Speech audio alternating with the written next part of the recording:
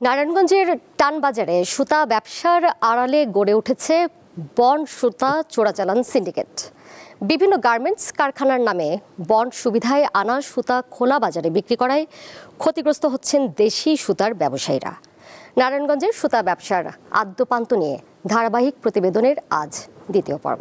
ওয়ালটন এখন দেশের সীমানা পেরিয়ে পৌঁছে গিয়েছে 50টিরও বেশি দেশে। ওয়ালটন, ঘরে ঘরে বিশ্বজুড়ে। সোনালী আশখ্যাত পাটের পরেই নারায়ণগঞ্জ বিখ্যাত সুতার বাজারকে ঘিরে, যে কারণে নারায়ণগঞ্জকে কেন্দ্র করে গড়ে ওঠে সুতা ব্যবসায়ীদের জাতীয় সংগঠন। এছাড়া নারায়ণগঞ্জের নিট গার্মেন্টস ও হোশিয়ারি শিল্প ঘিরেও দেশের অন্যান্য জেলার সুতার ব্যবসায়ীরাও ছিল নারায়ণগঞ্জমুখী। বহুদিন ধরেই কথিত এখানে চোরাই সুতা কারবারিদের একটি সিন্ডিকেট রয়েছে, যার প্রভাবে বর্তমানে অস্তিত্ব সংকটে ভুগছেন বেশিরভাগ দেশি সুতা ব্যবসায়ী। কিছু অসাধু ব্যবসায়ী ব্যাক টু ব্যাক এলসি করে বন্ডের সুবিধায় সুতা আমদানি করেন। তাদের অনেকেই রপ্তানি না করে এই সুতা বিক্রি করে দেন খোলা বাজারে। 2019 সালের ডিসেম্বরে কাস্টমস অ্যান্ড কমিশনারেট নারায়ণগঞ্জ শহরের টানবাজার এলাকায় অভিযান চালিয়ে প্রায় 4 কোটি টাকা মূল্যের বন্ডেড সুতা জব্দ করে। তখন 20 জন অবৈধ বন্ড সুতা ব্যবসায়ীর নাম উঠে আসে। তাদের বিরুদ্ধে 2টি মামলাও হয়, কিন্তু তারপরও থামেনি শুল্ক ফাঁকি দেওয়া এই বন্ড সুতা বিক্রি। ব্যবসায়ীরা বলছেন, টানবাজারের সুতা ব্যবসার সবচেয়ে বড় বাধা বন্ডের সুতা খোলা বাজারে আসা, ফলে দেশি মিলগুলো লোকসান গুনছেন।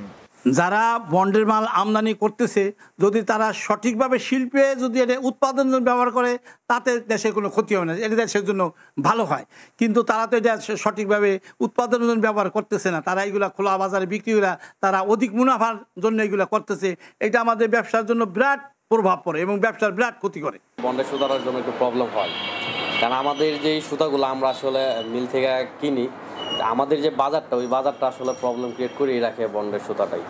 কারণ আমাদের বাজারটা অনেক সময় ডাউনের দিকে চলে যায় ওটার জন্য, কারণ ওটা কম রেটে সেল করতে পারে, আমরা তো আর কম রেটে সেল করতে পারি না অনেক সময়। সুতা ব্যবসায়ীদের জাতীয় ভিত্তিক সংগঠন বাংলাদেশ ইয়ার্ন মার্চেন্ট অ্যাসোসিয়েশনের সভাপতি জানান, যারা অবৈধভাবে বন্ডের সুতা বিক্রি করে তাদের সংগঠনে রাখা হবে না। অসাধু ব্যবসায়ী বন্ডের মালের মার্কেটে ছেড়ে যায়, ওটা মার্কেটে এফেক্ট করে, ডিউটি ছাড়া মাল আনে, মানে শুধু কম দামে বিক্রি করে, এতে আমার দেশি সুতা এফেক্ট করে। আমরা এবার খুব সচেতন, ওদের বলেছি তোমরা এই বন্ডের ব্যবসা করবে না, কারণ বন্ডের ব্যবসা করে যে থানা পুলিশ তোমার ডিস্টার্ব করে প্রশাসন, তাহলে আমরা তোমাদের কিছু আমরা হেল্প করবো না।